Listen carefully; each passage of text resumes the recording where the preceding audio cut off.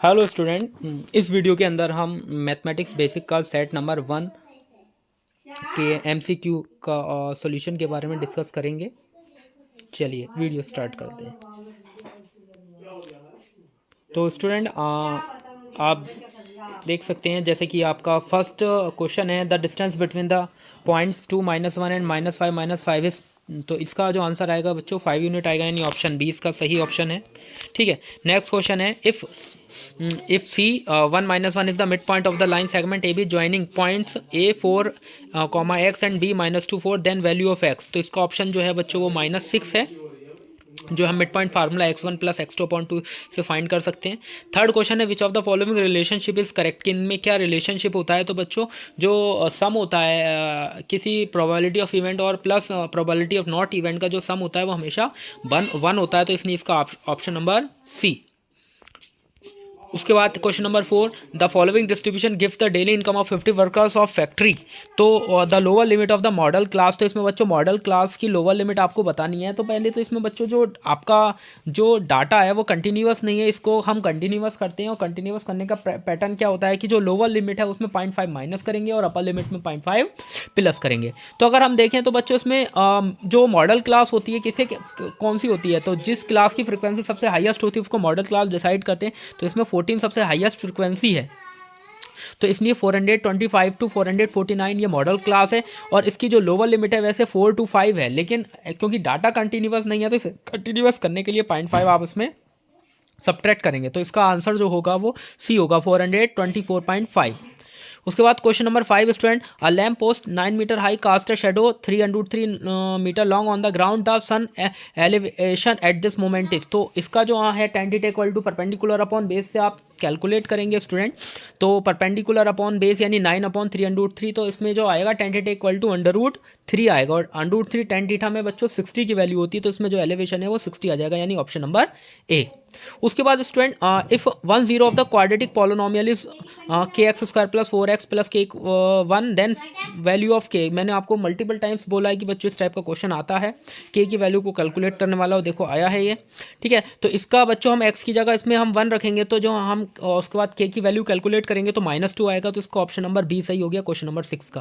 Question number 7 में, the number of quadratic polynomials having the 0, -1 and 3। बच्चों जो zeros होते हैं किसी भी क्वाड्रेटिक पॉलिनोमियल्स के, वो क्या होते हैं, वो इंडिविजुअल्स होते हैं। तो -1 एंड 3 के जो नंबर ऑफ क्वाड्रेटिक पॉलिनोमियल्स होंगे वो 1 ही होगा, क्योंकि आप इससे कोई भी पॉलिनोमियल बनाएंगे तो एक ही पॉलिनोमियल बनेगा, एक से ज़्यादा पॉलिनोमियल नहीं बन सकते। तो इसलिए 7 का ऑप्शन ए आंसर हो गया। Next, the roots of the quadratic equation x² - 4x। तो बच्चों ये सेट नंबर 2 में भी क्वेश्चन था, लेकिन वहाँ x² - 25 = 0 था, जहाँ पे -5 और +5 थे।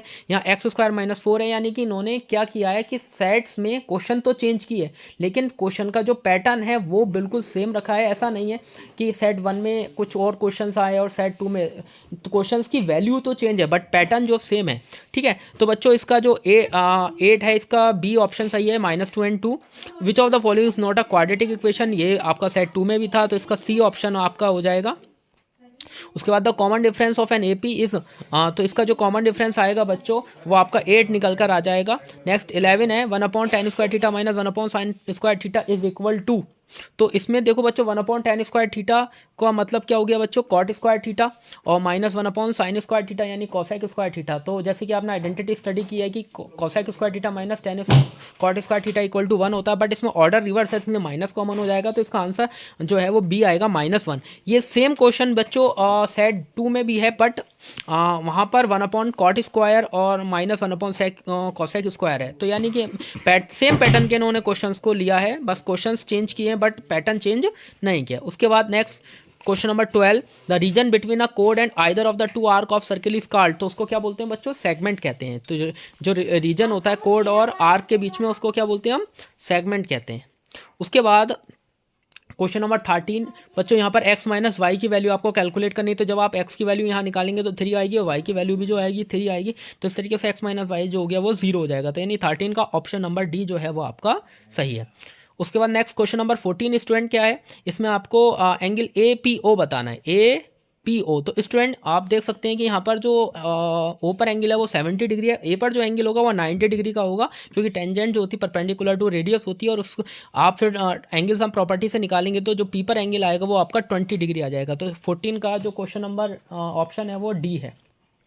उसके बाद student next, the median group in the following distribution is. तो बच्चों इस मीडियन में मैंने आपको मल्टीपल टाइम्स बताया कि बच्चों मीन मॉड मीडियन जो होता है एक ऐसा चैप्टर है जहाँ से इजीली आप स्मॉल प्रिपरेशन से अच्छे स्कोर कर सकते हैं। मैंने मल्टीपल टाइम्स आपको बताया था, ठीक है।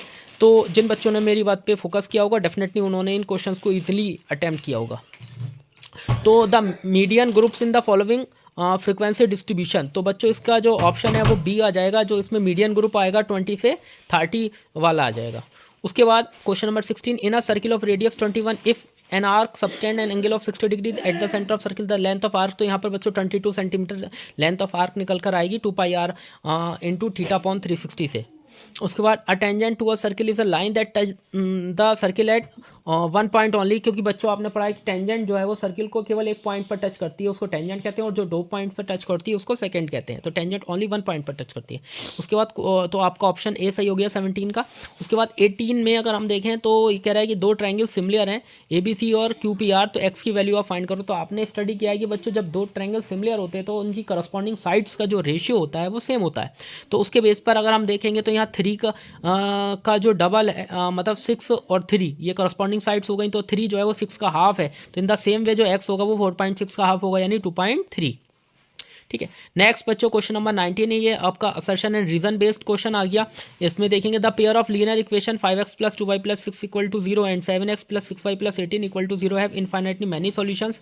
तो बच्चों इनफाइनाइटली मैनी सॉल्यूशंस होने की कंडीशन क्या होती है? a1/a2 = b1/b2 = c1/c2, बट यहाँ पर a1/a2 not equal to b1/b2 आ रहा है, तो इसलिए इसका ये जो असर्शन है वो रॉन्ग है, ठीक है। बट जो रीज़न दिया है वो प्रॉपर दिया है, सही दिया है, तो इसलिए आपका जो assertion is false but reason is true, तो इसमें आपका डी ऑप्शन सही हो जाएगा। उसके बाद लास्ट क्वेश्चन बच्चों आपका इसमें 20 है, the probability of getting number 8 on rolling a dice 0।